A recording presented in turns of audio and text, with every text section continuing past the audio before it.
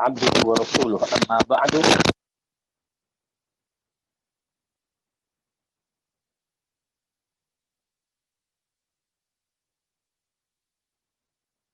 Ustaz. ضلالة وكل ضلالة في النار. Okay. Alhamdulillah, pertama kita rafakkan syukur kita kepada Allah Subhanahu Wa Taala yang mengumpulkan kita pada pagi yang penuh keberkatan ini, dan kita mengharapkan dengan berkumpulnya kita di alam maya ini, di mana Allah sedang menguji negara kita, seluruh dunia dengan COVID-19, maka kita menggunakan juga kesempatan dan kesusahan ini untuk kita mencari keberkatan dan mencari pahala-pahala yang mana yang boleh memberatkan timbangan kita di dalam syurga. Di mahsyar.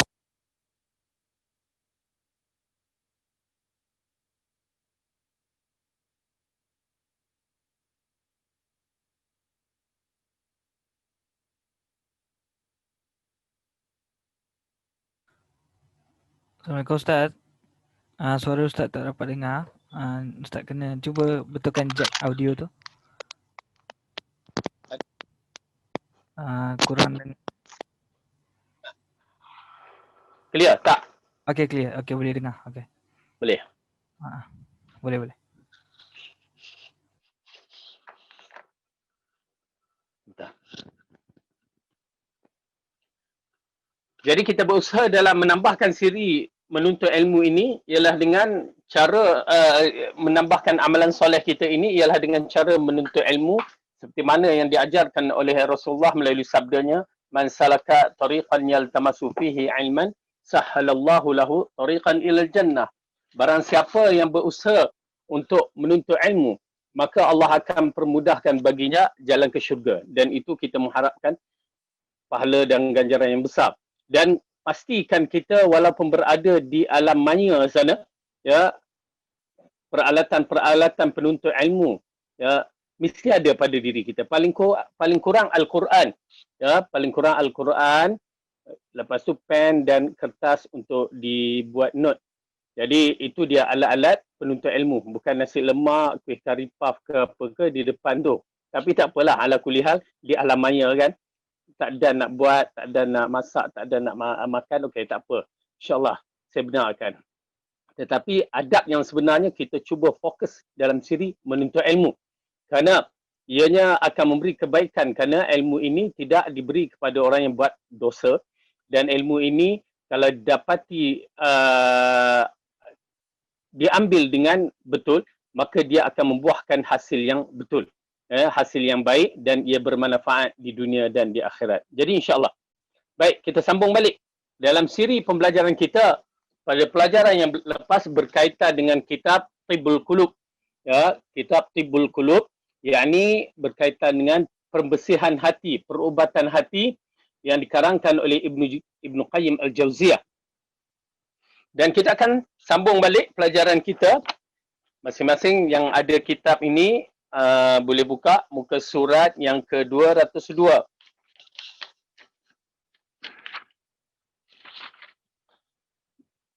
Bab besar dia, muka surat 197, hal-hal yang membahagiakan hati.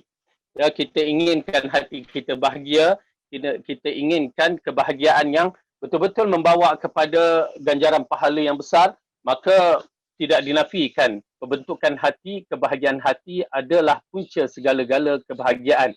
Ya, bukan dia kekayaan, bukan dia apa lagi ya yang dikait-kaitkan dengan kebahagiaan, itu hanya part dan juzuk, tidak dinafikan, ada peranannya. Ya, tetapi kebahagiaan yang mutlak disebabkan Rasulullah telah meletakkan hati itu raja, maka kebahagiaan itu adalah pada hati kita. Jadi di sini kita sambung balik muka surat yang kedua 202.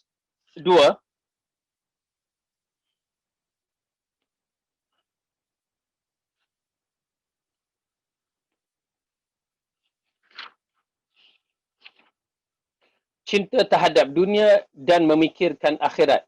Ya, cinta terhadap dunia dan memikirkan akhirat. Maka perkara ini amat penting untuk kita ketahui bahawa cinta ini adalah perkara yang memang ada di sanubari manusia.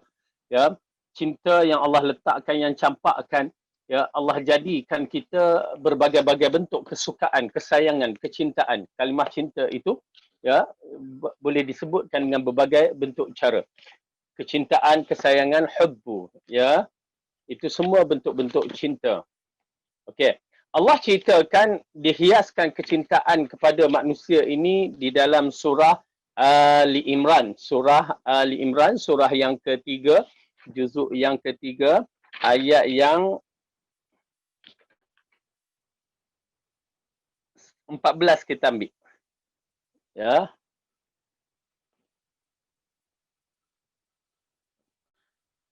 Ayat yang ke-14, 14. Jumpa muka surat 51 bagi mereka yang Quran macam saya ni ialah telah diseragamkan kebanyakan Quran. Baik, Allah berfirman, A'udzu billahi minasy syaithanir rajim.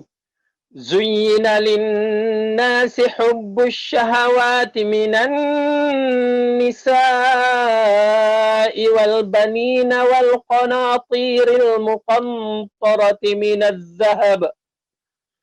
من الذهب والفضة والخيل المسومة والأنعام والحرث ذلك متاع الحياة الدنيا Wallahu indahu husnul ma'ab.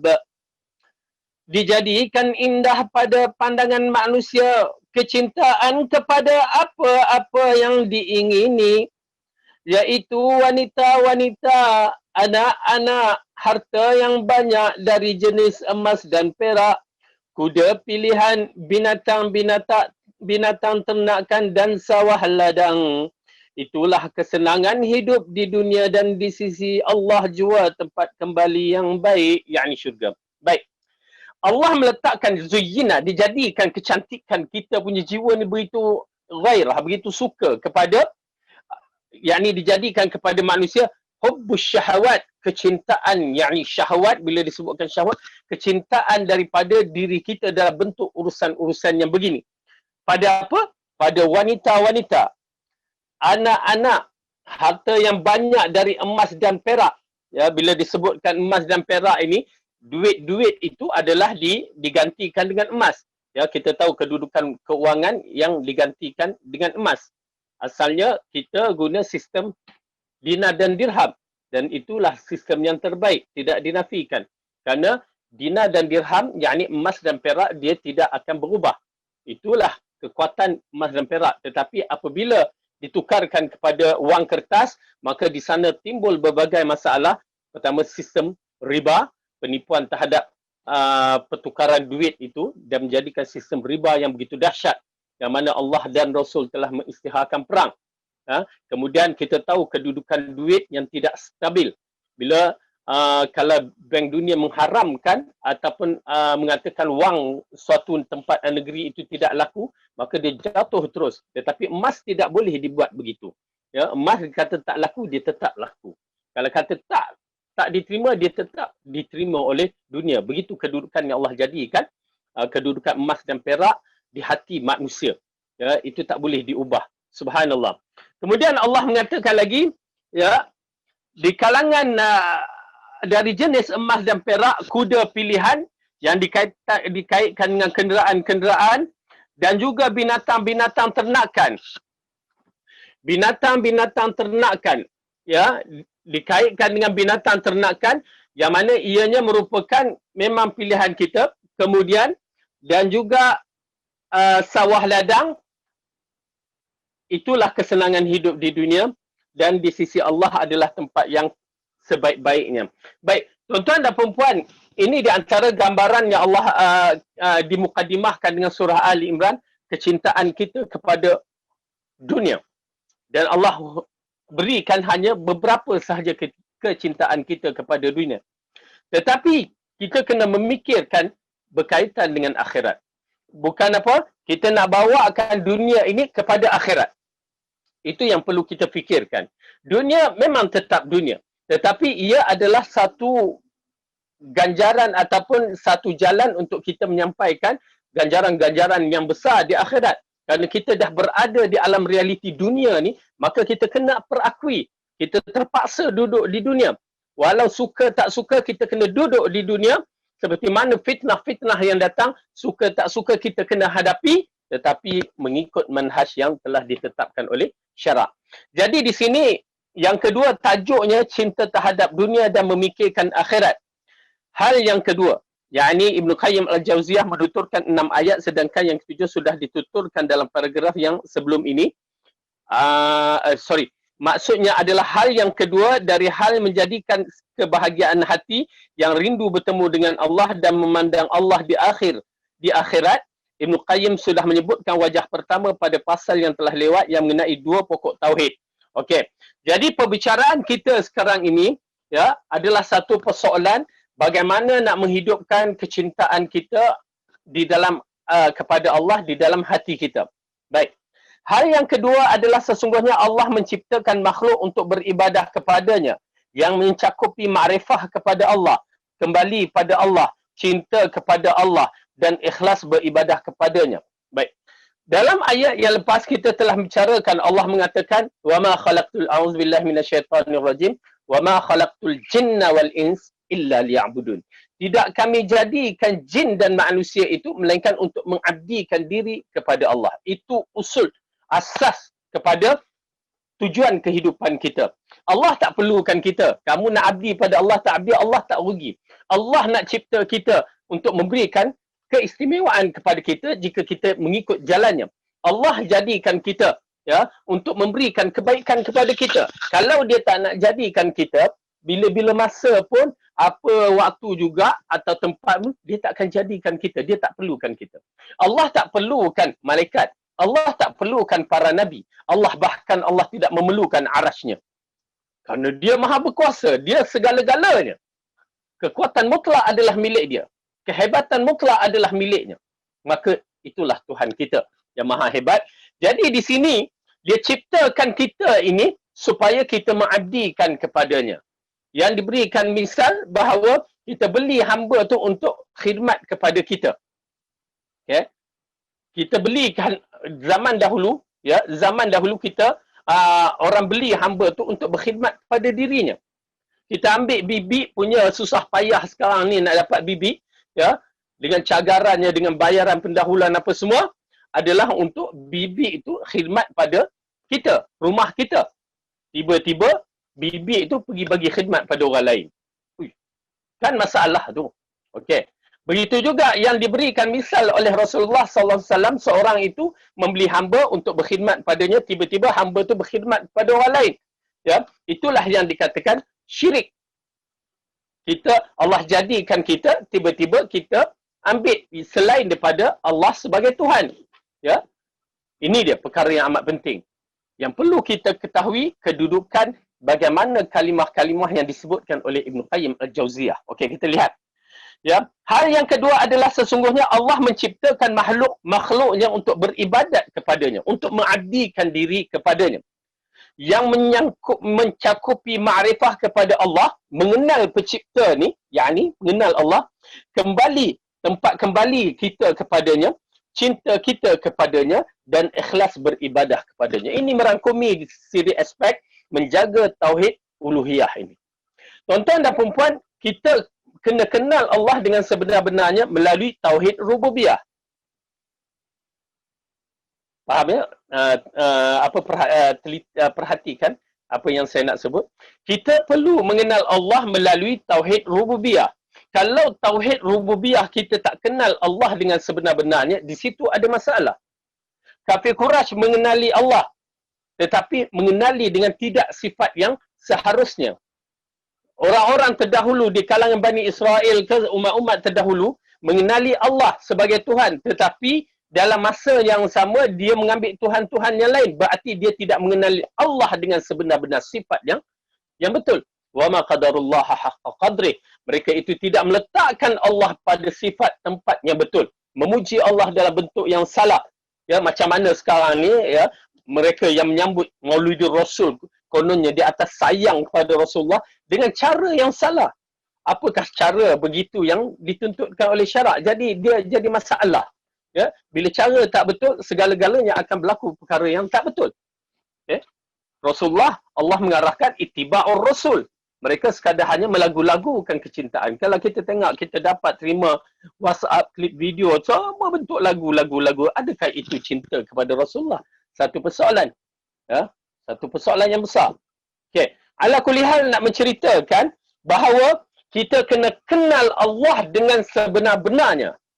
Kita kenal sifat yang disebutkan Ar-Rabb. Kalimah Rabb itu, yakni Tuhan yang Maha Agung, Tuhan yang Maha Pencipta, Tuhan yang segala-gala kehebatan, kekuasaannya, super power yang dimiliki hanya Dia. Itu yang nak kena tanam dalam jiwa kita dengan keyakinan. Selagi tak yakin, asakkan keyakinan itu di dalam jiwa. Kenapa? Bila kita telah meletakkan sifat rububiyah dengan sebenar-benarnya, sifat ketuhanan dengan sebenar-benarnya, berarti kita dah tak harap kepada yang lain melainkan kepada Allah. Itu yang dikehendaki dalam siri memahami tauhid rububiyah yang sebenar. Meletakkan Allah sebagai pencipta, kemuncak pencipta, segala-gala kehebatan dimiliki olehnya, maka kita hanya tumpu kepadanya. Itulah tauhid rububiyah.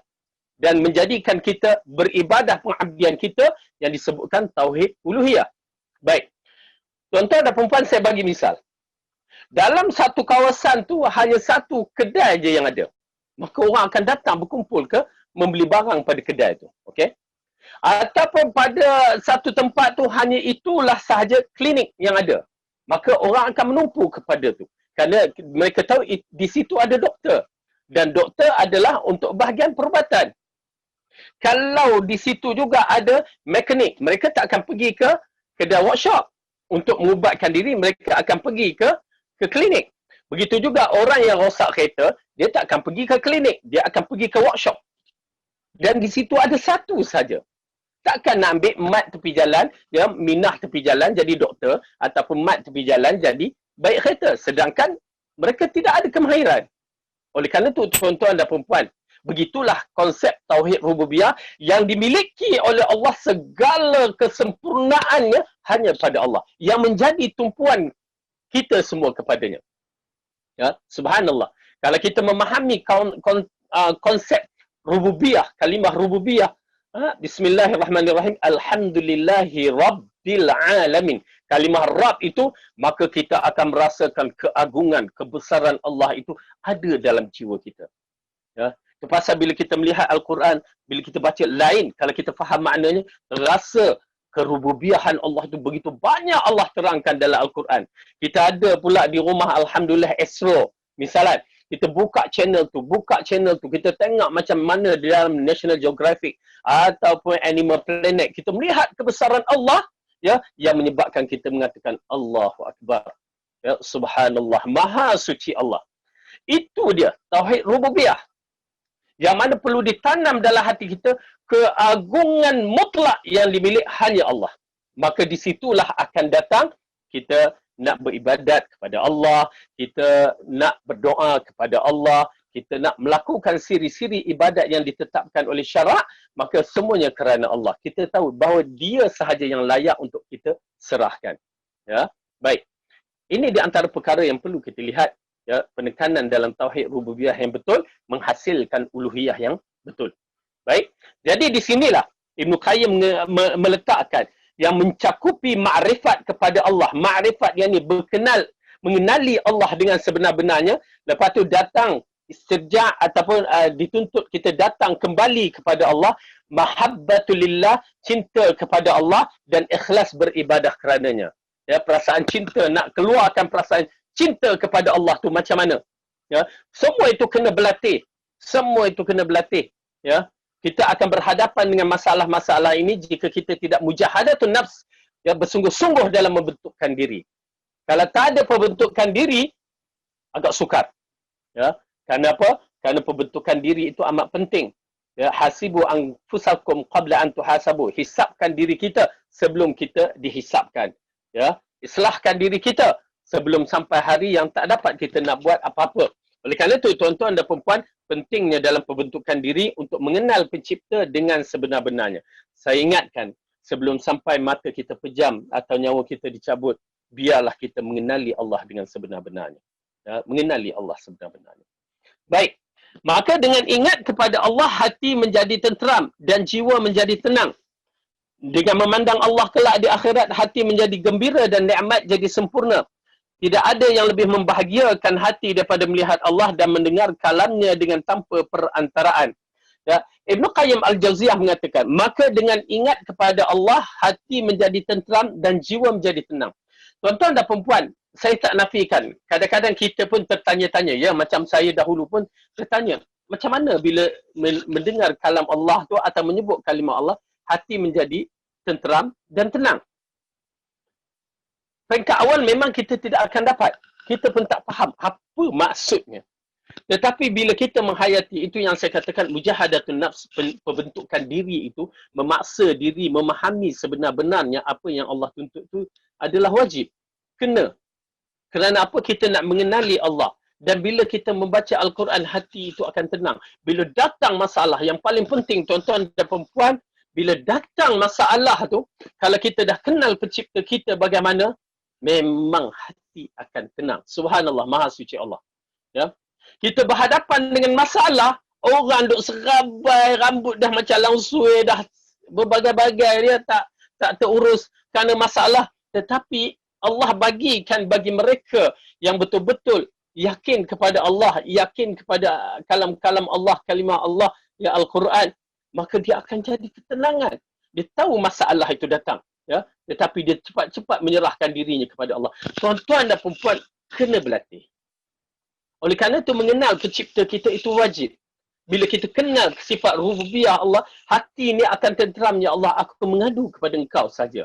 Masalah datang bertimbun, hati tetap tenang. Itu satu benda yang subhanallah. Ya, begitu cantik yang Allah bagikan. Perubatan dalam jiwa. Itu pasal dalam masalah ini, banyak-banyak masalah. Tuan-tuan dan perempuan, banyak-banyak masalah kalau hati tenang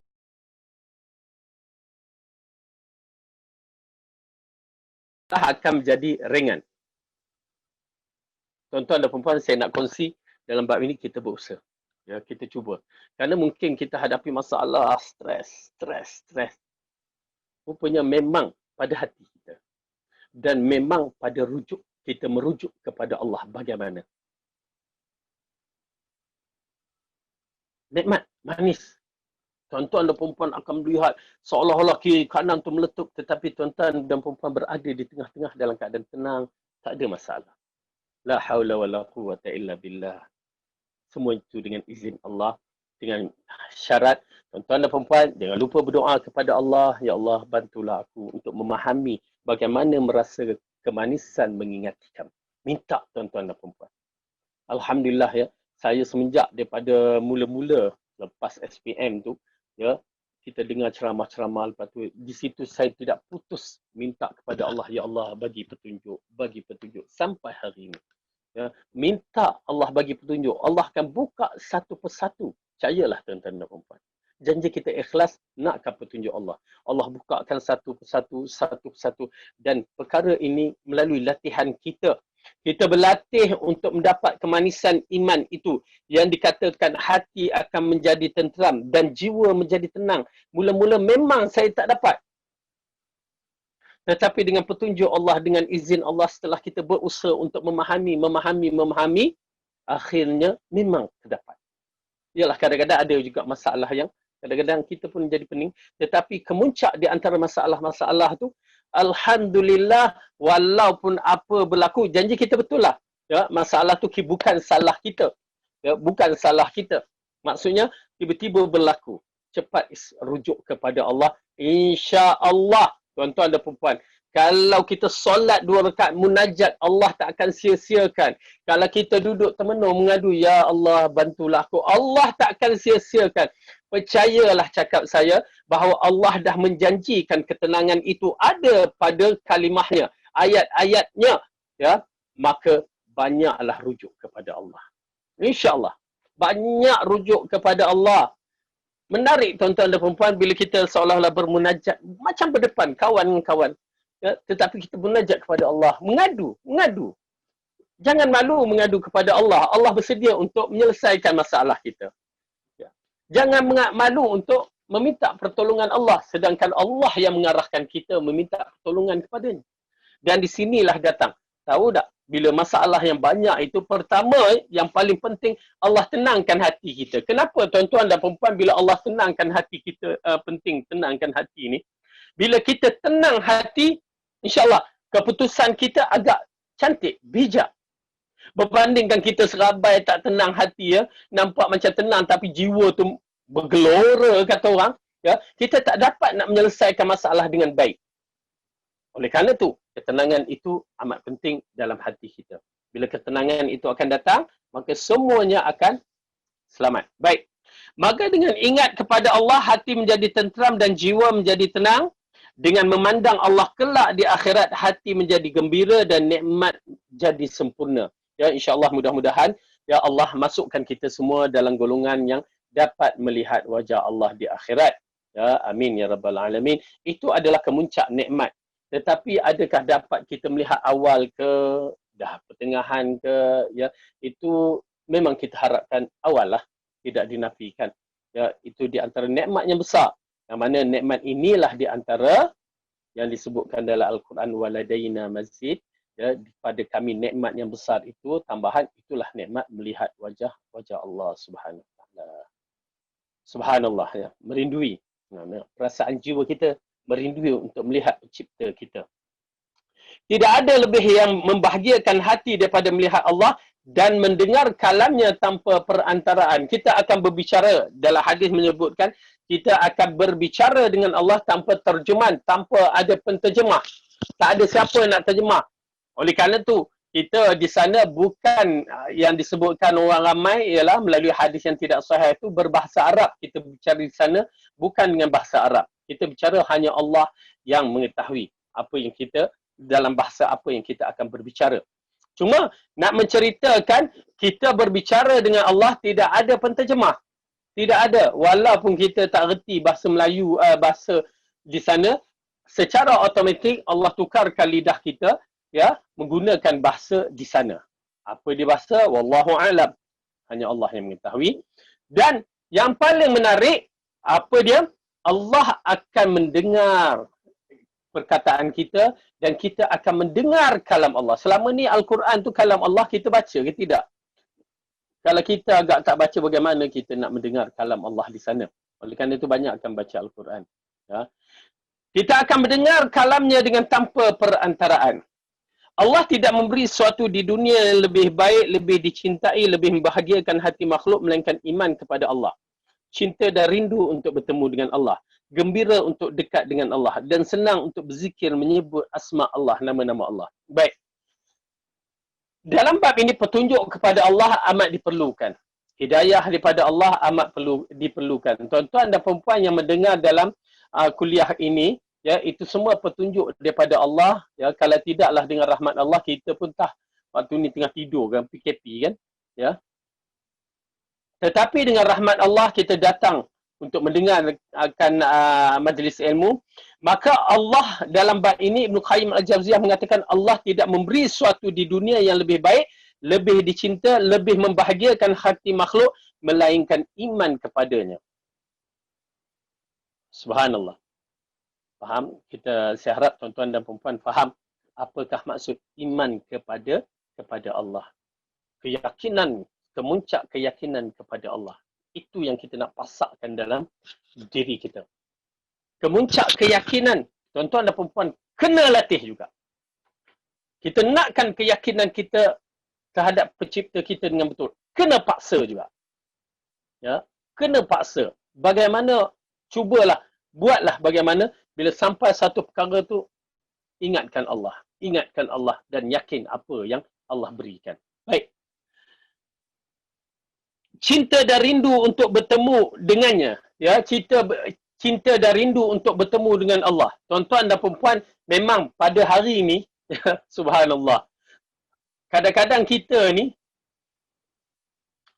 bila tiba masalah, teringat, baik aku mati. Bila sampai misalnya dah nak mati, alamak, kalau boleh tak nak mati kan. Ya, ada seorang tu hamba Allah tu, dia bercakap, kalau boleh saya tak nak mati lagi. Lah, kenapa pula? Ya. takut, tak cukup amalan. Nampak tak? Tuan-tuan dan perempuan, dalam masalah tu memang tidak dinafikan manusia ini tidak akan cukup amalannya. Dia bersifat tidak perfect, kan? Hanya para nabi yang maksum itu memiliki kesempurnaan amalan. Tetapi kita ni macam manusia biasa ni memang ada kekurangannya yang tidak dinafikan. Tetapi bila kita mengenali pencipta kita dengan betul dan kita banyak merujuk kepadanya, mengadu kepadanya, keluarkan perasaan cinta kepadanya, ya, maka di sana akan berlaku satu perkara yang disebutkan cinta dan rindu untuk bertemu dengan Allah, ya. Cinta dan rindu untuk bertemu dengan Allah. Oleh kerana itu, ianya amat penting.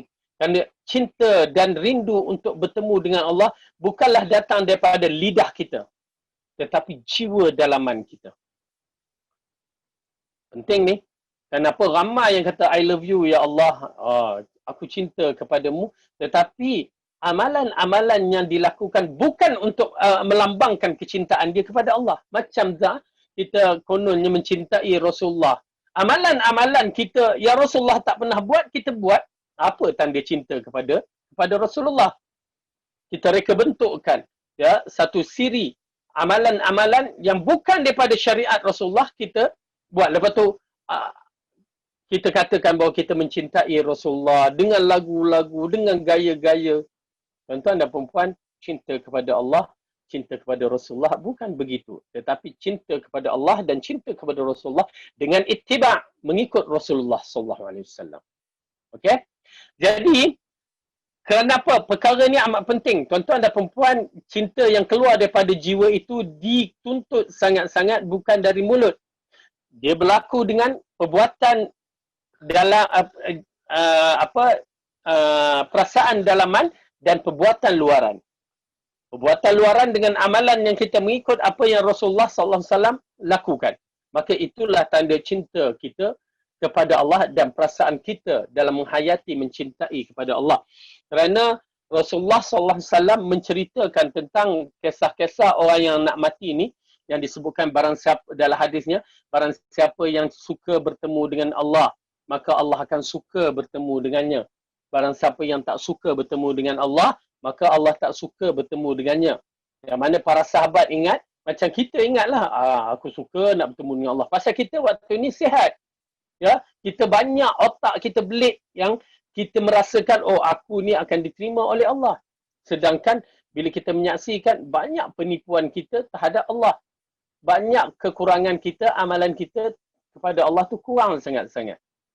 Tetapi kalau jiwa kita menyemarakkan rasa rindu, dendam, dan kita cuba mengikut apa yang Rasulullah SAW bawa, di situlah maksudnya, yang mana ianya kalimah diucapkan di waktu kita di alam nazak.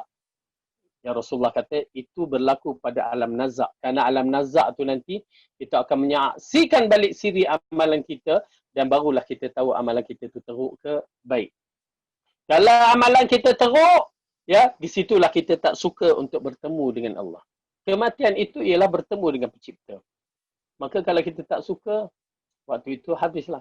Tetapi kalau kita suka, maka Allah akan suka untuk bertemu dengan kita. Dengan arti kata lain, kita telah membuat secara yang terbaik, yang mengikut Quran dan Sunnah, mengikut fahaman 3 kurun yang terbaik, tetapi hak mana yang kita mampulah. I'tikad kita betul, amalan pun kita cuba buat yang terbaik. Maka di situlah akan datang perasaan cinta untuk bertemu dengan Allah. Kemudian gembira untuk dekat dengan Allah dan senang untuk berzikir menyebut nama-nama Allah. Ya, dengan arti kata lain, bila hati kita dah mengenal pencipta kita dengan betul, maka memang saya tak nafikan, kita suka je nak menjaga zikir-zikir harian kita. Kita akan cuba ingat zikir, kita terus membaca zikir. Ingat Allah tak habis lagi zikir pagi dan petang. Maka kita akan cuba menjaga zikir pagi dan petang. Masuk rumah dengan baca zikir, mengingati Allah. Masuk tandas, nak makan, nak minum, berpakaian, tanggal pakaian, bersama keluarga. Ya, semua itu dalam konsep ada hubungan kita dengan Allah. Sentiasa ingin menyebut nama Allah. Bila kita mendengar kalimah Allahu Akbar itu dah mengemang bulu rumah yang mengingati kebesaran Allah. Bila seorang itu menyebutkan dengan kalimah Ar-Rahman misalnya, kita dah tahu Allah yang Maha Pengasih. Dengan perasaan kita rasakan kemanisan kalimah Ar-Rahman itu. Okey. Nabi Muhammad menghimpunkan dua hal ini dalam doa yang diriwayatkan oleh An-Nasa'i, Imam Ahmad, Ibn Hibban dalam kitab sahihnya dan lainnya dari sahabat Ammar Ibn Yasir bahawasanya Rasulullah berdoa dengan doa yang berikut. Okey, ini di antara doa-doa yang diajarkan oleh Rasulullah sallallahu alaihi wasallam yang diriwayatkan oleh Imam An-Nasa'i. Okey, itu dia. Kita baca dengan bahasa Arab. Allahumma bi'ilmikal ghaiba wa qudratika 'ala al-khalqil ahyin ma 'alimta al-hayata khairan li wa tawaffani idza 'alimta al-wafata khairan li. Allahumma wa as'aluka khashyataka fil ghaibi wa syahadati wa as'aluka kalimatal haqqi fil ridha wal ghadab wa as'aluka al-qasda fil faqri wal ghina wa as'aluka na'iman la yanfadu wa as'aluka qurrata 'ainin لا تنقطع وأسألك الرضاء بعد القضاء وأسألك برد العيش بعد الموت وأسألك لذة النظر إلى وجهك والشوق إلى لقائك في غير ضراء مضرة ولا فتنة مضلة اللهم زينا بزينة الإيمان وجعلنا هداة مهتدين. Wahai Allah, dengan ilmumu pada hal yang gaib. Subhanallah, kalimah ya. Tuan-tuan dan perempuan, wallahu alam bagaimana tuan-tuan dan perempuan rasakan tentang doa ini, tetapi mukadimah ini dah cantik menunjukkan kalimah yang meletakkan Allah dengan sifat rububiyah yang maha agung, mengetahui perkara yang gaib. Okey, wahai Allah, dengan ilmumu pada hal yang gaib, nampak tak? Itu rububiyah. Dan atas maha kuasamu pada seluruh makhluk, rububiyah. Panjangkanlah umurku bila engkau mengetahui bahawa hidup itu lebih baik bagiku. Dan wafatkanlah aku bila engkau mengetahui bahawa kematian itu lebih baik bagiku. Okey. Ini di antara bentuk-bentuk ucapan ataupun doa-doa kita bagi kadang-kadang kita merasa tertekan dengan apa-apa juga fitnah yang berlaku ataupun kehidupan kita ni memang tidak dinafikan ianya akan berlaku. Ya, fitnah-fitnah, hatta Rasulullah berhadapan dengan fitnah seperti fitnah dalam keluarganya, ya, orang menuduh Aisyah berzina misalnya, ya, itu fitnah. Dan kita tahu macam kisah Maryam yang difitnah, ya, yang melahirkan Isa, itu semua berlaku, tidak dinafikan. Bahkan para nabi berhadapan dengan ujian-ujian yang besar.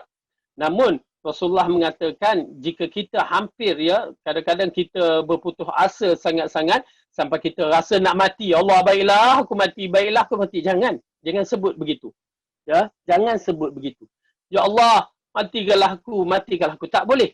Ada larangan. Rasulullah melarang kita minta begitu. Kenapa? Kita tak tahu lepas ni apa dia.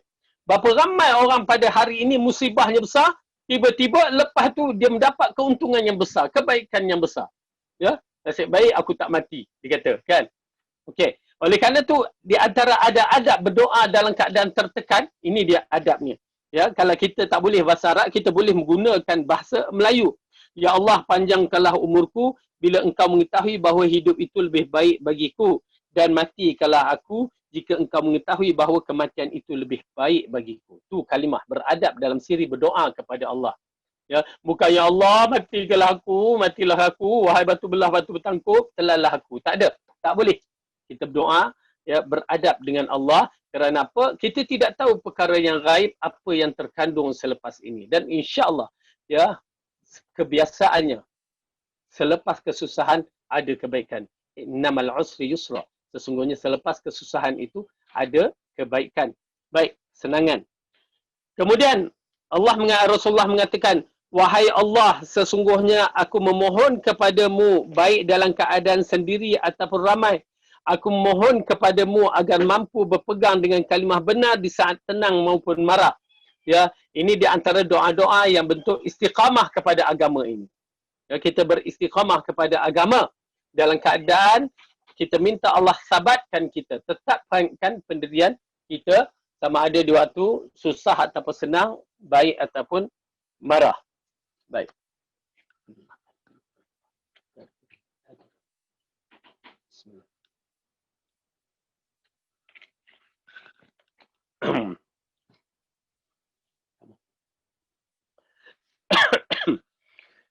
Aku mohon kepadamu agar aku bisa melaksanakan kesederhanaan dalam keadaan kaya maupun miskin.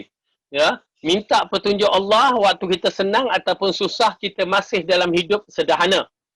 Aku mohon kepadamu agar diberi penyejuk hati yang tak terputus. Ini amat penting. Ya, penyejuk hati, qurratul ain yang tidak putus. Aku mohon kepadamu agar rela menerima takdirmu. Ini dia perkara yang amat penting. Qada dan qadar Allah kita terima dengan penuh keredaan. Bukan senang. Ya, bukan senang. Allah belum uji kita dengan perkara-perkara yang menggerunkan. Setengah orang dah terima ujian. Ya, mudah-mudahan mendapat ganjaran yang besar kalau mereka bersabar. Aku mohon kepadamu berikan aku kehidupan yang menyenangkan setelah aku meninggal dunia. Ya, itu di antara perkara yang penting untuk kita tahu. Kita berdoa kepada Allah untuk mendapat kesenangan di alam barzakh sehingga alam akhirat. Ya, tuan-tuan dan perempuan, jangan putuskan doa kita kepada Allah dalam bab-bab yang begini. Terutamanya bagi kita dah usia yang dah lanjut dah ni. Bak kata orang usia yang sedang menunggu nama naik ataupun nombor naik. Ya, macam mana kita seronok ke tidak, wallahu alam. Kalau kita nama kita naik nak tunai haji, punyalah seronok. Kalau nama kita naik dalam bab-bab yang tertentu, ya, menyeronokkan kita. Tetapi kalau nama kita naik waktu kematian, bagaimana? Mudah-mudahan kita semua dalam keadaan gembira. Aku memohon kepadamu kenikmatan memandang wajahmu. Ini di antara doa yang penting. Kerana kita nak melihat wajah Allah, maka kita berdoa. Oleh kerana itu, berdoa dalam melihat wajah Allah itu dituntut. Rindu bertemu denganmu tanpa penderitaan yang membahayakan dan fitnah yang menyesatkan. Fitnah yang menyesatkan. Tuan-tuan dan perempuan, ini adalah zaman fitnah yang menyesatkan. Hari ini kita berada di zaman fitnah yang menyesatkan. Wahai orang-orang yang berpegang kepada Quran dan As-Sunnah, istiqamah. Berpegang betul-betul. Bukan main-main. Zaman ini bukan main-main. Ingat, silap je kita, maka akan terpesong. Kerana topeng-topeng mula dah menonjol dengan atas nama Islam. Rasulullah dah sebutkan akan berpecah umat aku. Akan berpecah umat aku kepada 73 golongan. 73 golongan. Semua akan masuk neraka melainkan satu. Berarti zaman kita ini adalah zaman yang penuh dengan fitnah. Semuanya bertopengkan topeng Islam. Lebih kurang kita ada 72 golongan yang bertopengkan dengan topeng Islam. Yang satu je betul. Ya, yang ke-73 itulah orang yang berada di atas manhaj Islam ataupun manhaj Rasulullah SAW. Baik. Wahai Allah, hiasilah kami dengan keimanan dan jadikanlah kami sebagai petunjuk jalan yang lurus bagi orang-orang yang memperolehi bimbingan darimu. Dengan arti kata lain, kita minta petunjuk daripada Allah Subhanahu Wa Taala supaya kita termasuk dalam orang yang mendapat bimbingan. Dalam doa agung tersebut, Nabi menghimpunkan hal yang paling baik di dunia, iaitu rindu untuk bertemu dengan Allah. Dan hal yang paling baik di akhirat, iaitu memandang wajah Allah. Ya, subhanallah, digabungkan. Hari ini kita rindu bertemu dengan Allah dan mudah-mudahan di akhirat dapat tengok wajah Allah. Masya Allah. Ya, itu pasal doa macam Rabbana atina fid dunya hasanah. Ya, kita minta Allah bagikan baik di dunia hasanah. Wa fil akhirati hasanah. Dan akhirat juga hasanah. Wa qina adzabannar. Jauhkan kami, selamatkan kami dari neraka. Itulah di antara hasanah yang terbaik. Ya, Allah jauhkan kita dari neraka, bukan dekat, bukan masuk. Jauhkan dari neraka itu dah mengisyaratkan itu di antara hasanah yang terbaik. Subhanallah. Okey.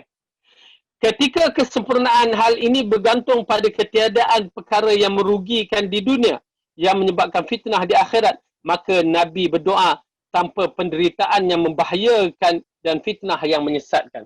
Maksudnya kita berdoa kepada Allah supaya kita di dunia ini tidak menerima fitnah yang terlalu berat. Tuan-tuan dan perempuan, fitnah di dunia kalau sampai ke muncak menggoncangkan iman, na'udzubillah min zalik. Risau. Tuan-tuan dan perempuan, jiwa ni risau. Apatah lagi kami sebagai orang-orang yang ada ilmu dalam bab agama dan mengajar, amat risau. Kenapa? amat takut dengan fitnah-fitnah di dunia ini. Dia mengganggu iman kita, menggoncangkan iman yang menyebabkan kita akan cenderung kepada kejahatan. Kenapa? Dia bukan masalah satu dua dalam bab-bab agama ni. Dia banyak cabang-cabang yang mana fitnah itu datang dalam berbagai bentuk. Itu yang menakutkan. Hatta para ustaz belum tentu selamat dalam bab ini. Ya, oleh kerana itu macam kami mengharap, ya, kita kena mengharap kepada Allah Subhanahu Wa Taala sentiasa memelihara kita, di zaman fitnah ini. Hanya Allah yang mengetahui kedudukannya, kerisauan dalam hati ini. Kerana saya amat takut apabila kita berada di akhirat kelak, terutamanya bagi guru-guru agama atau pengajar-pengajar pendakwah-pendakwah, tiba-tiba didapati amalan kita menjadi debu yang berterbangan. Waktu itu akan menangislah kita. Nak pulang balik di dunia sudah tak ada. Ya, na'udzubillah min zalik. Mudah-mudahan Allah ampunkan kita semua. Tuan-tuan dan puan doa lah. Allah ampunkan kita semua. Dan jangan lupa doa untuk saya. Allah ampunkan dosa saya. Baik. Allahu Akbar.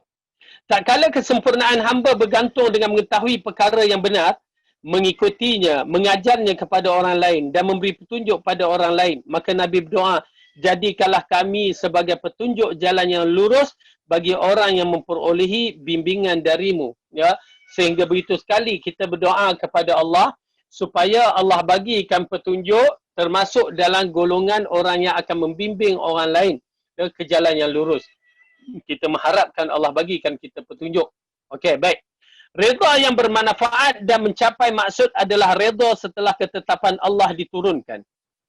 Bukan sebelumnya. Kerana menginginkan suatu namun belum terlaksana dinamakan azam, rencana, keinginan. Dan tak kala ketetapan Allah sudah berjalan, maka rusaklah keinginan tersebut sehingga Nabi berdoa untuk diberi redha setelah turunnya ketetapan Allah. Ya. Ini di antara beriman dengan qada dan qadar. Ya, ketetapan Allah yang telah berlaku. Kerana ramai yang bila ketetapan Allah itu berlaku, ya, mereka tidak redha dengan ketetapan Allah. Bukan senang. Saya katakan bukan senang. Kerana kadang-kadang macam ustaz ni hanya bercakap je, tapi mereka tak berhadapan dengan realiti. Itu pasal perkara-perkara yang begini perlu diambil perhatian kepada guru-guru, para asatizah, ustaz-ustaz. Ya. Kerana untuk membicarakan perkara-perkara yang kita belum hadapi, minta janganlah Allah uji benda-benda yang berat. Kerana kalau dah sampai satu perkara yang berat, ya, dia akan menggoncangkan, ya, keimanan kita terhadap qada dan qadar Allah. Bukan senang, ya, tuan-tuan dan puan-puan, bukan senang. Untuk Allah uji, Allah berikan peringatan kepada kita, ya, ataupun Allah beri petunjuk kepada kita supaya kita sentiasa berada di atas ketetapannya, jalan yang lurus. Okey, ini juga main peranan bahawa kadang-kadang apa yang kita nak takkan dapat. Kadang-kadang apa yang kita cita-citakan takkan jadi. Oleh kerana itu, istikharah manusia kepada Allah amat penting. Dalam siri, kita dah terangkan doa istikharah. Apa dia? Allahumma inni astakhiruka bi'ilmika wa astaqdiruka biqudratika wa as'aluka min fadlikal azim. Innaka ta'lamu wa la a'lamu. Okay? Innaka taqdiru wa la aqdiru wa ta'lamu wa la a'lamu wa anta 'allamul ghuyub. Okay? Dalam siri doa ni penuh dengan memuji Allah dengan sifat rububiyah dia. Ya, sampai kemuncak kita mengatakan, aku tak mampu, engkau yang mampu. Dan aku tak tahu, engkau yang mengetahui. Dan engkau mengetahui perkara yang ghaib. Di situ kita mula berdoa. Ya, mula berdoa, ya Allah, jika engkau ketahui benda itu baik untukku, untuk agamaku dan pengakhiranku, maka permudahkan aku. Itu pasal doa dalam siri istikharah kita kepada Allah. Apa yang Rasulullah SAW katakan, ya, orang yang melakukan istikharah ini dia tidak akan rugi.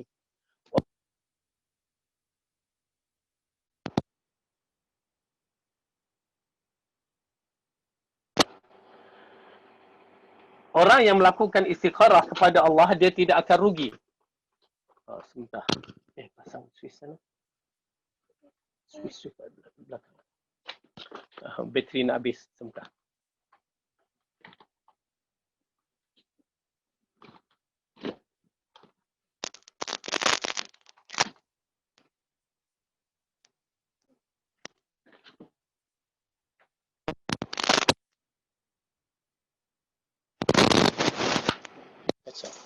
Aduh, bateri habis dah.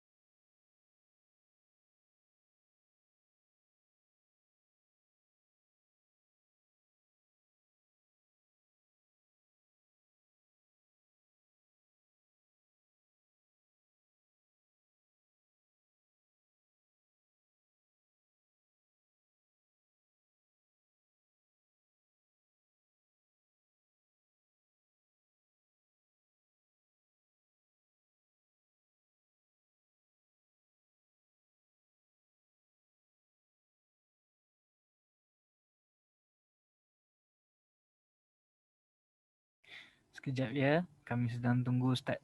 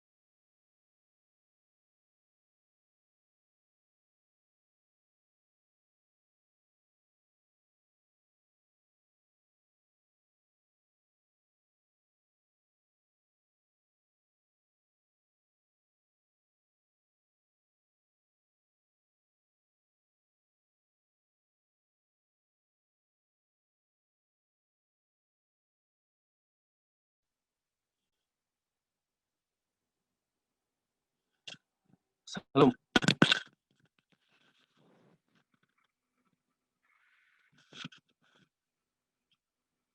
Assalamualaikum. Boleh dengar tak? Boleh, boleh. Oh, Cuma Ustaz kena onkan video je. sorry, Sat. Okey, tak.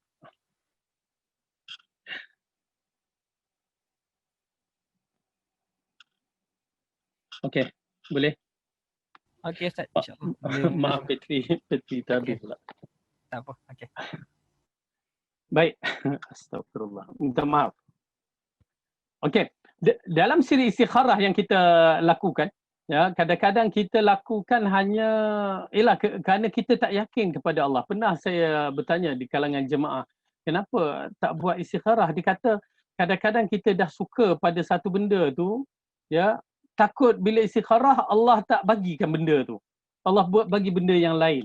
Tuan-tuan dan puan-puan, jangan begitu. Itu tandanya kita tidak fiqah kepada Allah. Tidak percaya dengan apa yang Allah akan beri keputusan. Sedangkan Rasulullah SAW dah mengatakan bahawa Allah tidak akan sia-siakan. Saya beriman.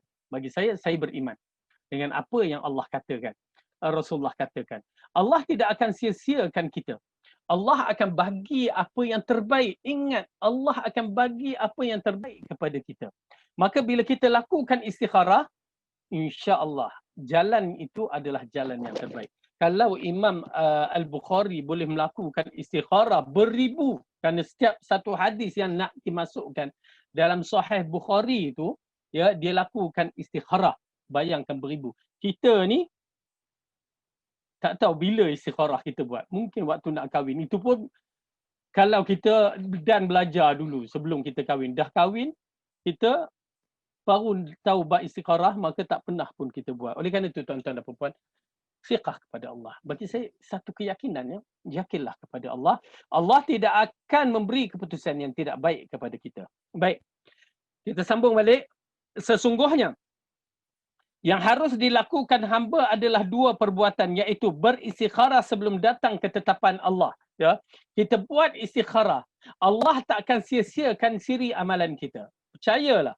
Kemudian yang kedua, reda atau rela setelah datangnya ketetapan Allah. Reda dan rela bila qada dan qadar Allah ditetapkan, maka kita reda. Ya, kena reda. Ya, di situ akan datang ujian. Ujian berbagai-bagai ujian, mudah-mudahan Allah tabatkan kita sebagai orang sunnah yang beriman dengan risalah Rasulullah SAW. Termasuk kebahagiaan hamba bila mampu mengumpulkan keduanya sebagaimana riwayat dalam kitab Musnad dan lain-lain darinya. Min sa'adat ibni Adam. Okey, namun hadis ni ada dhaif, kita bacalah. Ya.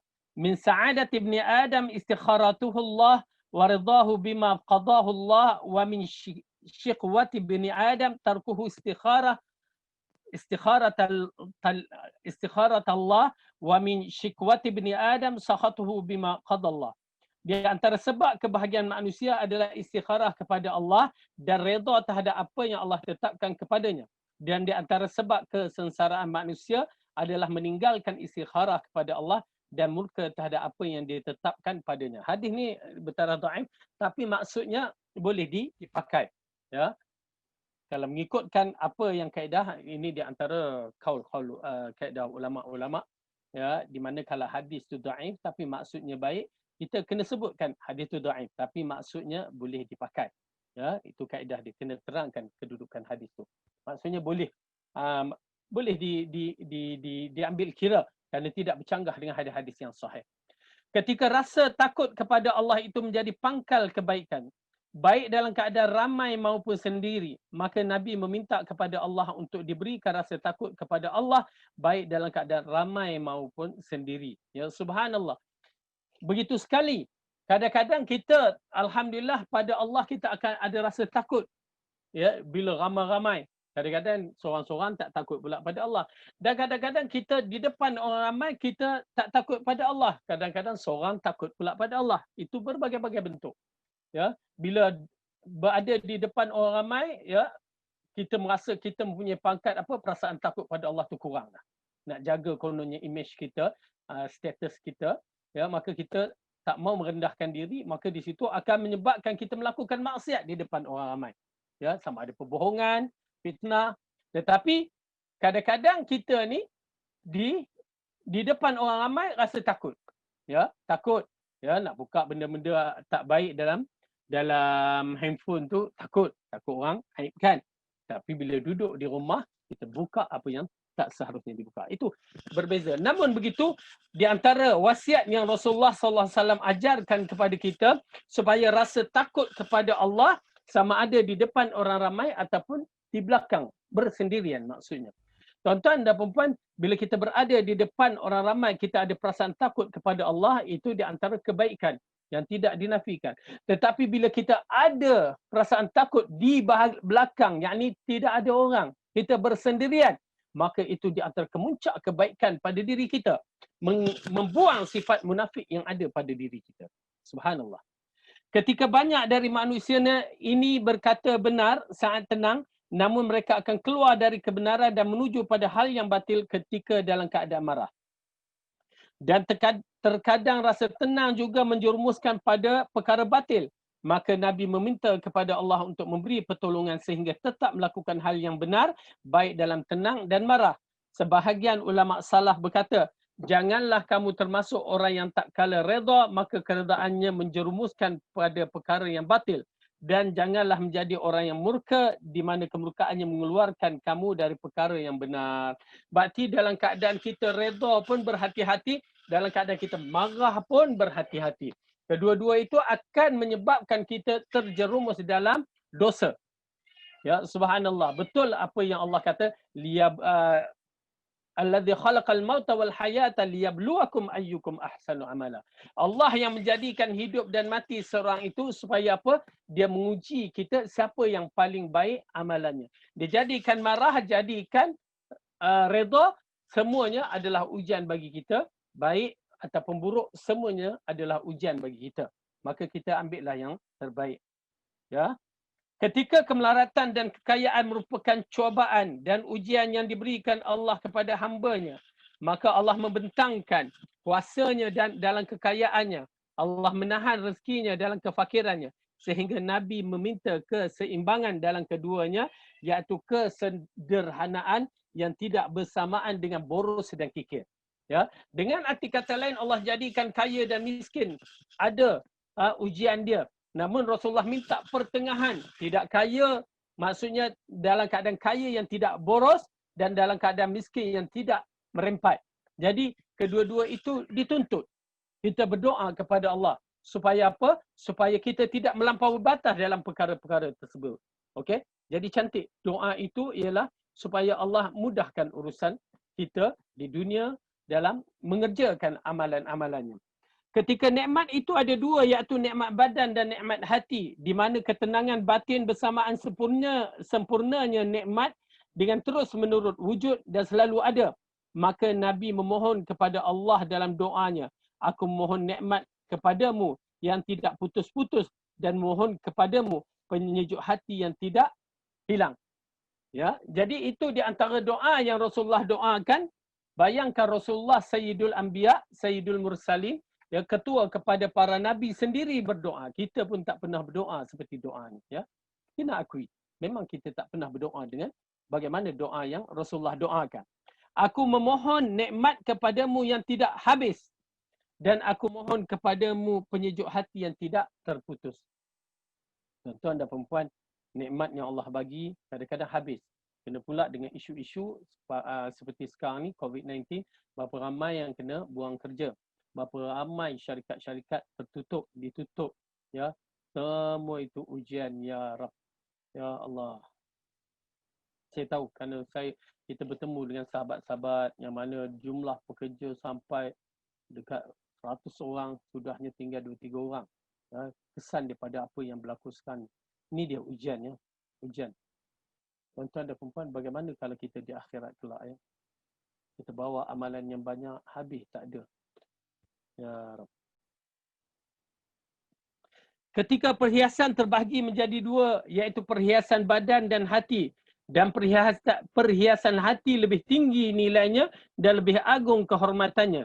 Dan ketika perhiasan badan sudah didapati dalam bentuk yang paling sempurna, maka Nabi meminta perhiasan batin dalam doanya, hiasilah diriku dengan perhiasan iman. Ya, memang tidak dinafikan. Jika iman ada, semua perhiasan pada tubuh badan akan menjadi cantik. Kalau iman ada, tak ada perhiasan pada tubuh badan pun jadi cantik. Masalah kita ni, ya, nak cantik hanya pada bentuk luar. Ya, make up tu dia, mak, bedak dia, ya, tertebal-tebal. Tetapi bila tengok akhlak dia, iman dia tak ada apa-apa, kosong. Nauzubillah. Perhiasan luar cantik, hati di dalam bermasalah. Oleh kerana itu, tuan-tuan dan puan-puan, ianya amat penting kita mengetahui perhiasan dalaman itu. Ya, perhiasan dalaman itu amat penting, yakni perhiasan iman. Mungkin ini untuk diri kita. Untuk kita membentukkan diri kita supaya sentiasa berjaga-jaga, supaya iman kita sentiasa berada di atas jalan yang betul. Ketika kehidupan dunia ini tidak menyenangkan bagi siapa pun yang ada, bisikan dengan keprihatinan dan kesusahan dan dikelilingi oleh penderitaan zahir batin, maka Nabi memohon kepada Allah dalam doanya untuk diberikan kehidupan yang menyenangkan sesudah mati. Subhanallah, satu perkara yang amat menarik dalam siri doa ini, yang Ibn Qayyim Al-Jauziyah menterjemahkan bahawa setengah orang berhadapan dengan fitnah dunia. Ya, fitnah dunia, ujian sampai ke mati. Tapi sayang kadang-kadang mereka tidak berdoa dengan apa yang Rasulullah ajarkan. Kenapa? Bila dia berhadapan dengan fitnah dunia, ujian dunia, tiba-tiba dia berhadapan pula dengan ujian di akhirat, fitnah di alam barzah. Berarti dia tak tenang dunia, tak tenang akhirat. Kedua-duanya rugi. Oleh kerana itu, tuan-tuan dan perempuan, kita nak ketenangan kedua-duanya. Ketenangan dunia dan ketenangan akhirat. Dua-duanya kita nak. Kesenangan dunia dan kesenangan akhirat. Oleh kerana itu, doa kena. Rabbana atina fid dunya hasanah wa fil akhirati hasanatan wa qina azabannar. Ya. Kedua-dua doa ini amat penting. Kedua-dua doa memohon perlindungan dan kebaikan terhadap urusan dunia dan mohon perlindungan dan urusan terhadap di alam akhirat sana. Penting. Kerana kehidupan ini di dunia inilah yang akan menentukan kita kehidupan di alam akhirat. Sama ada kita dalam keadaan baik ataupun keadaan buruk. Yang menggerunkan kehidupan akhirat kekal abadi. Hidup 20 tahun, 30 tahun, 40 tahun, 50 tahun, 60 tahun, 70 tahun, tiba-tiba kekal di akhirat dalam keadaan azab. Na'udzubillah min zalik. Na'udzubillah min zalik. Tuan-tuan dan perempuan, mata' dunia, kehidupan dunia yang begitu ringkas, ya, akan kita hadapi di akhirat kekal abadi. Tak sampai 10 tahun hidup di dunia, kekal abadi di akhirat dalam neraka. Na'udzubillah min zalik. Tuan-tuan dan perempuan, minta lindung kepada Allah. Jadi seperti sahabat Muaz ibnu Sa'ad ibnu Muaz yang masuk Islam 4-5 tahun tetapi dengan kematiannya gegar Arasy Ar-Rahman. Maksudnya hanya dalam 4 tahun berkhidmat kepada Islam bersama Rasulullah, 4-5 tahun akhirnya kekal di akhirat dalam bentuk yang terbaik. Kita sudah sampai ke puncak umur 50, 60. Ya, bagaimana kedudukan kita di sisi Ar-Rahman? Kita nak mengetengah diri kita dalam siri solat, mengenali pencipta kita, menghadap pencipta kita pun masih tak clear. Bagaimana kita nak menghadap Allah di alam barzah yang confirm dalam keadaan yang sekarang ni masih belum clear. Ya Rab, minta Allah bagi petunjuk kepada kita semua. Ya Allah, minta Allah bagi petunjuk kepada kita semua. Minta Allah perkirakan jalan kita, penyelesaian kita. Ya, mengenal pencipta kita dengan sebaik-baiknya agar kita dapat menyembah Allah dengan sebenar-benarnya. Cara yang dituntut.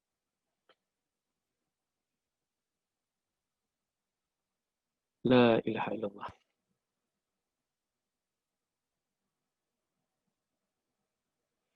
Maksud doa ini adalah Nabi mohon diberikan sebaik-baik perkara di dunia maupun di akhirat. Sesungguhnya keperluan hamba untuk menyembah hanya kepada Allah dan mempertuhankan Allah itu sebagai keperluan makhluk terhadap penciptanya.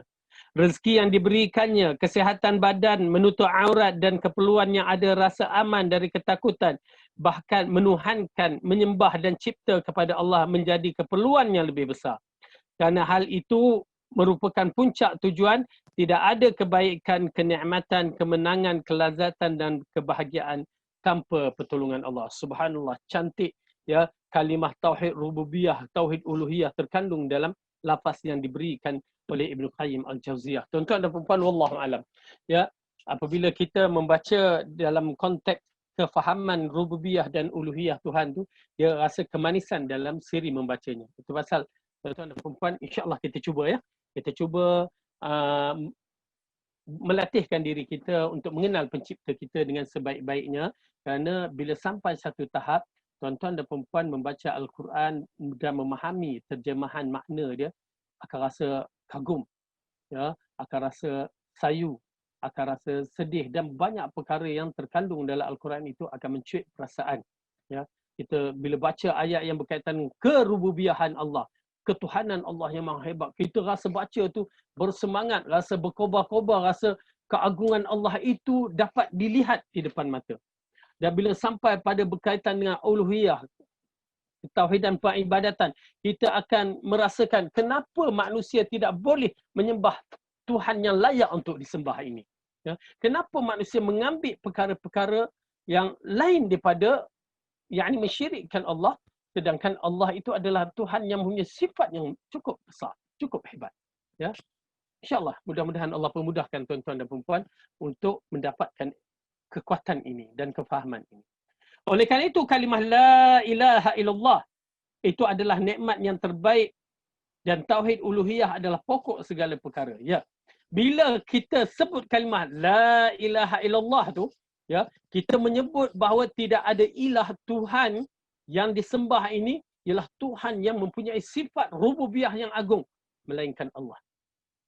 Kita terus rasa keagungan Allah, memang dialah yang layak disembah. Okay? Memang dialah yang layak dipuja. Memang dialah layak diagungkan. Baik. Adapun tauhid rububiyah yang telah diakui orang Muslim maupun orang kafir dan sudah ditetapkan oleh ulama ahli kalam dan kitab-kitab mereka, mereka tidak cukup hanya itu saja. Sebab itu hanya sebagai hujjah bagi mereka sebagaimana yang dijelaskan dalam Al-Quran dalam beberapa ayat. Okey. Baik. Adapun tauhid rububiyah yang telah diakui. Jadi dalam bab ini Imam Ibn Qayyim Al-Jauziyah mengetengahkan berkaitan dengan tauhid rububiyah. Ya.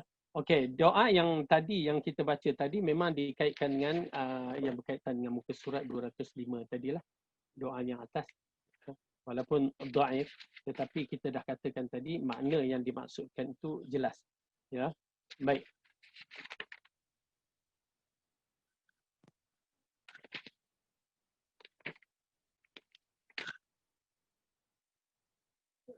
Bukan 205, 203. Sorry. Bukan 205, 203. Doa yang disebutkan itu 203. Baik. Mana kita tadi?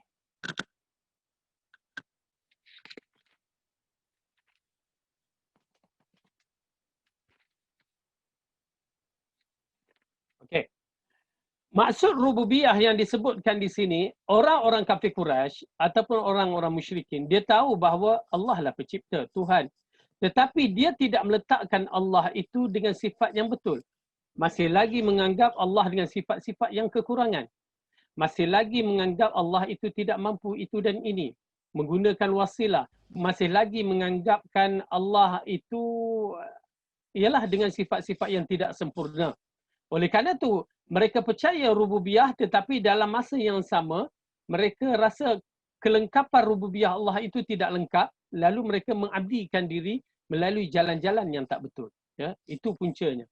Oleh kerana itu, ada pun tauhid rububiyah telah diakui orang Muslim maupun orang kafir. Ya, kafir Quraisy. Ya, dia percaya.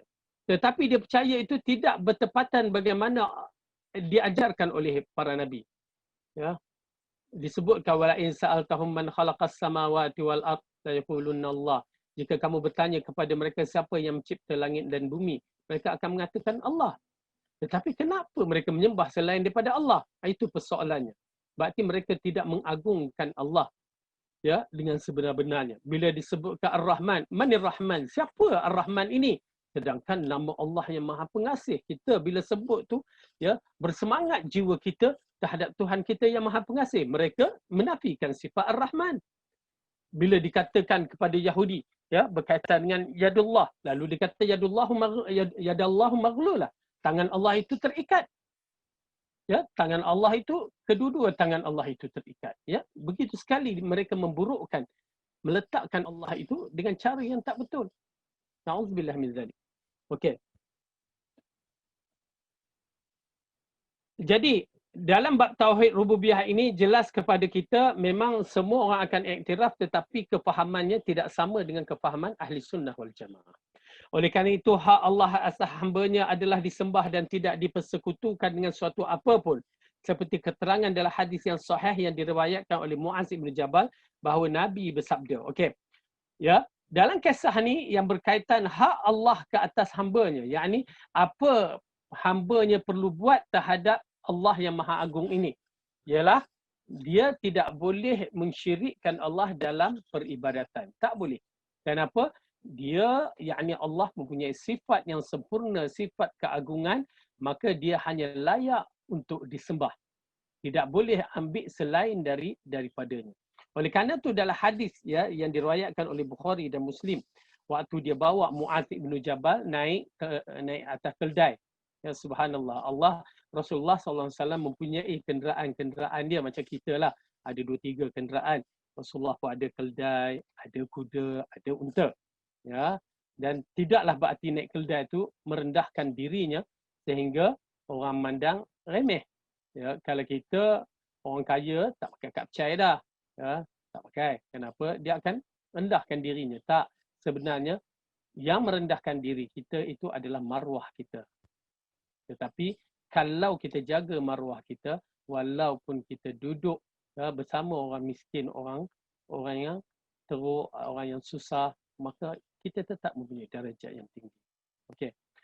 Oleh kerana itu Rasulullah dalam kisah ini, Rasulullah naikkan Muaz Ibn Jabal di belakangnya, radifal keldai, menaiki di atas kedai. Lalu dikatakan, wahai Muaz, tahukah kamu apakah hak Allah yang harus dipenuhi hamba-hambanya? Dan apakah hak hamba-hambanya yang dipenuhi oleh Allah? Okey. Aku menjawab Allah dan Rasul lebih mengetahui. Ini di antara adab para sahabat bila berbicara dengan Rasulullah. Mereka tidak akan main teka-teka. Tak.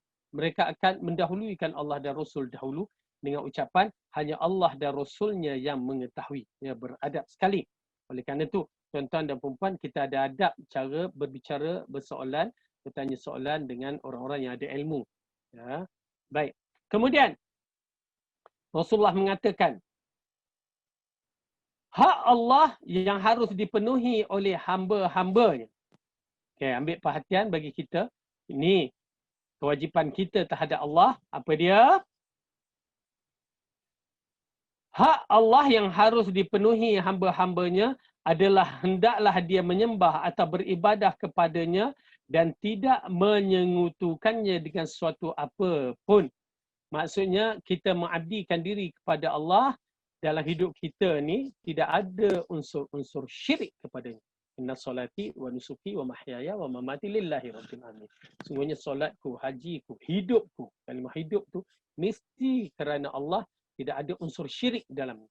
Tak kiralah, maka syirik muncullah, berkorban, buat korban syirik, berdoa syirik, tak dibenarkan apa ibadah itu ini, semuanya tidak boleh didatangkan dengan masalah syirik. Ha? Baik. Kemudian sedangkan hak hambanya yang pasti dipenuhi oleh Allah, yang disebutkan pasti, memang Allah akan penuhi. Allah tak pernah memukir janji. Ialah Allah tidak akan memasukkan hamba ke dalam neraka bagi mereka yang tidak pernah mensyirikkannya. Ya. Jadi oleh kerana itu, kita jagalah tuan-tuan dan puan-puan apa juga kekurangan yang ada pada kita. Pertama sekali istighfar, minta perlindungan kepada Allah. Dan kedua, jagalah dalam siri ibadat kita supaya tidak syirik kepada Allah. Ya. Tuan dan puan-puan, kita nak bertemu dengan Allah. Kita nak bertemu dengan Rasulullah di sana. Bersihkan segala amalan kita. Oleh kerana itu, Allah mencintai hambanya yang beriman dan mengesakannya.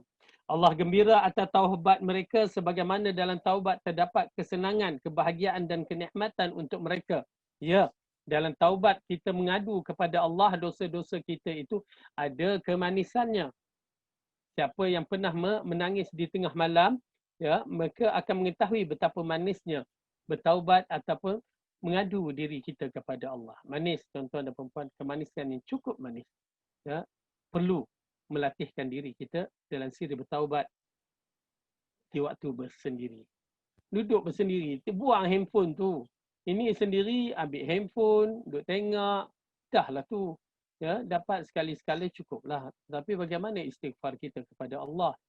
Ini 1/3 malam dilepasi dengan gadget-gadget kita. Alangkah ruginya kita. Bila bertemu dengan Allah, kita pun tak bawa gadget-gadget kita dah. Tinggal begitu saja. Tidak ada sesuatu selain Allah yang menjadikan hati merasa tenteram, tenang, gembira dan nikmat menghadapnya. Barang siapa yang menyembah selain Allah dan ia mendapat semacam kesenangan dan manfaat, maka kerugian yang ia dapat berlipat ganda daripada manfaat yang dia dapat. Hal ini sama seperti makanan yang lazat namun beracun. Ya, subhanallah, kalimah yang cantik. Ya, setengah orang betul dia menyembah Allah, dia tidak menyembah Allah, tetapi dia mensyirikkan Allah. Tapi dia kata aku dapat juga nikmat. Itu dinamakan istidraj yang Allah bagi kepada macam Fir'aun, macam siapa yang pembesar Qarun, orang-orang yang mempunyai kekuatan, kehebatan, tetapi mereka menentang agama Allah. Mereka dapat nikmat, tetapi Ibn Qayyim katakan apa? Mereka menyembah selain Allah mendapat semacam kesenangan dan manfaat, maka sebenarnya kerugian yang ia dapat berlipat ganda nanti di akhirat. Sudah tentu disebutkan, bila sebut berlipat ganda, azab di dunia tak sama dengan azab akhirat. Neraka itu sendiri kepanasan pun tidak sama. Itu yang jadi berganda-ganda. Apatah lagi kalau sampai ke muncak, dia kekal abadi di dalam neraka. Hal ini sama seperti makanan yang lazat namun beracun. Ya, satu kalimah yang menarik bagi peminat-peminat gula. Yang pernah dikatakan gula itu manis beracun. Ya, akhirnya beracun tak mana, tang kencing manis itulah. Muqayyim dia bagi contoh macam tu. Ya, ustaz pun terasa. Ustaz pun macam manis kan. Jadi makanan yang lazat namun beracun. Sedap makanan tapi beracun. Itulah yang disebut bagi orang yang dibagi nikmat tapi dalam keadaan maksiat. Dia buat dosa tapi dia dapat nikmat. Itu dia. Makanan yang lazat tapi beracun. Dengan arti kata lain, tengoklah nanti kesudahan kamu. Ya, suka sangat gula, ada pula keturunan tu diabetik, siaplah kamu. Okey. Seandainya ada Tuhan selain Allah di langit dan bumi, nescaya kedua-duanya telah rosak. Sebagaimana firman Allah dalam surah Al-Anbiya. Kita buka ya, dalam surah Al-Anbiya. Kita berada di perenggan yang akhir dalam bab ini. Ya. Okey, tajuk ini. Surah Al-Anbiya. Surah Al-Anbiya, surah yang ke-21. Juzuk yang ke-17. Ayat yang ke-22. Okey, jumpa. Muka surat 323. Allah berfirman. Ini berkaitan orang yang mengatakan Tuhan itu banyak, maka ini dia. A'udzu billahi minasy syaithanir rajim. Law kana fihima alihatun illallahu lafasadata fasubhanallahi rabbil 'arsyi 'amma yasifun. La yus'alu 'amma yaf'alu wa hum yus'alun. Sekiranya ada di langit dan di bumi Tuhan-Tuhan selain Allah, tentulah kedua-duanya, yakni bumi dan langit itu telah rosak binasa. Maka maha suci Allah yang mempunyai arasy daripada apa yang mereka sifatkan. Subhanallah. Tuan-tuan dan perempuan, tak rasa kagumkah dengan ayat ini yang memuji Allah, memuji dengan sifatnya yang maha agung? Kalaulah mereka ada dua Tuhan, cukup bagi kita, ya, driver kereta ada dua driver. Ada dua driver, yakni ada dua kemudi, dua steering tu, ya. Seorang nak pergi ke Perak, seorang nak pergi ke Melaka. Macam mana tu? Bagi dua. Kalau. Ini Allah kata law, kalau. Kalau di dunia ini ada dua Tuhan ataupun lebih. Bila kita sebut begini, Kalau ada dua, berarti dua raja takkan jadi raja. Syed, tuan-tuan dan puan, satu istilah ini berkaitan dengan ketuhanan kan. Kalau raja pun, kalau ada dua raja, itu yang berlaku pada zaman kegemilangan Islam yang berperang antara raja-raja Islam tu. Dua raja. Ini kan pula dalam satu negeri, dua raja. Dalam satu rumah, dua pemimpin yang mempunyai dua kuasa diktator misalnya. Letih. Takkan mampu bertahan. Akan berlaku. Bayangkan kalau bola sebiji pemain 11 22 orang main bola sebiji. Apa berlaku? Tendang sana, tendang sini, kan? Begitu juga bumi. Kalau dah Tuhan banyak, ya, masing-masing bergaduh, apa kesudahannya? Oleh kerana itu Allah mengatakan, sekiranya ada di langit dan di bumi Tuhan-Tuhan selain Allah, tentulah keduanya itu telah rosak binasa. Maka maha suci Allah yang mempunyai arasy daripada apa yang mereka sifatkan. Kalau tukang masak tu nak buat kuih bangkit, dua orang, dua-dua mempunyai formula ataupun resepi yang berbeza. Tapi bahannya satu. Cuba boleh terangkan macam mana? Aku nak buat macam ni, aku nak buat macam ni, aku nak buat macam ni, aku nak buat begini. Sudahnya kuih yang diharapkan bangkit, tidur sampai bila-bila. Tak boleh bangkit-bangkit. Dah bergaduh. Nak buat kuih pun dah bergaduh. Dan begitu juga bumi dan langit, kalau ada dua Tuhan, hancur. Kenapa? Berlaku perebutan kekuatan nak menunjukkan kehebatan masing-masing. Lalu Allah mengatakan, Subhanallah. Ya, Subhanallah, Subhanallah, Rabbil Arshil Azim. Rabbil Arsy amma yasifun. Ya, itu Allah mengatakan maha suci Allah yang mempunyai arasy daripada apa yang mereka sifatkan. Allah terus meletakkan arasy.